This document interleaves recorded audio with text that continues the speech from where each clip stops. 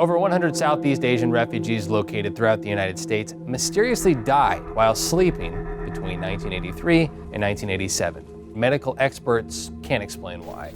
I'm Paul on behalf of Graveyard Shift, and this is the story of the mystery surrounding the deaths of the many Hmong refugees.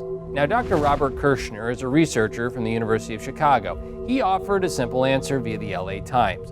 He said a genetic heart defect prevalent in Southeast Asia is what caused the deaths. But Shelley Adler, a professor for the School of Medicine at the University of California, San Francisco, analyzed scientific literature and interviewed the Hmong. Her findings were published in a book, Sleep Paralysis, Nightmares, Nocebos, and the Mind-Body Connection, in which she states she believes that the refugees were killed by their powerful cultural belief in the spirit world. The Hmong have a belief system in which evil spirits kill men who don't fulfill their religious obligations, and according to Adler, that is possibly the root of what led to their deaths. Now, during that time period from 83 to 87, the Hmong were not able to worship properly. Many struggled to find employment, which caused them suffering and mental anguish. They felt the loss of their community and the shock of a culture so different from their own, according to many reports. Many had endured traumatic experiences in their homeland, which is what led them to becoming refugees in the United States.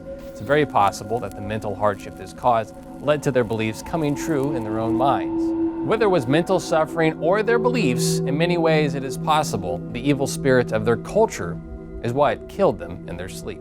I'm Paul on behalf of Graveyard Shift. This is the story of the Hmong who died in their sleep.